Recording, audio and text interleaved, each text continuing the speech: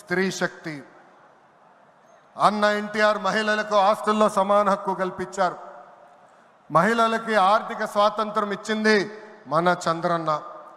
గత ప్రభుత్వంలో శాసనసభ సాక్షిగా తల్లిల్ని అవమానించారు. సొంత తల్లిని చెల్లిని మెడబెట్టుకుని బయటికి గెంటేశారు. అర్థమైందా రాజా? అర్థమైందా రాజా? ఉద్యోగ ఉపాధి అవకాశాల్లో మహిళలకు రిజర్వేషన్, మహిళలకు విశ్వవిద్యాలయాలు, దీపం పథకం ఇచ్చింది తెలుగుదేశం. రానున్న రోజుల్లో మహిళల్ని మరింత బలోపేతం చేసి స్త్రీ శక్తి ద్వారా మనం కృషి చేయాలి. పార్టీ పదవుల దగ్గర నుంచి అన్ని రంగాల్లో మహిళల్ని సమానంగా బాధ్యత భద్రత కల్పించాలి.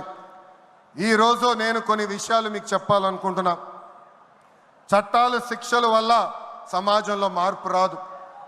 సమాజంలో మార్పు రావాలంటే మన ఇంట్లో మార్పు మొదలవ్వాలి. ఇప్పుడు కూడా మనం కొన్ని పదాలు వాడతాం. గాజులు తొడుకున్నావా, చీరలు కట్టుకున్నావా, ఆడపిల్లగా ఏడవద్దు, ఇలాంటి పదాలు మనం మానేయాలి. అప్పుడే మనం ఆశించిన మార్పు సమాజంలో వస్తుంది. నేను ప్రతిపక్షంలో ఉన్నప్పుడు ఆనాడు ఒక మహిళా మంత్రి నాకు చీర గాజులు పెడతానని చెప్పారు.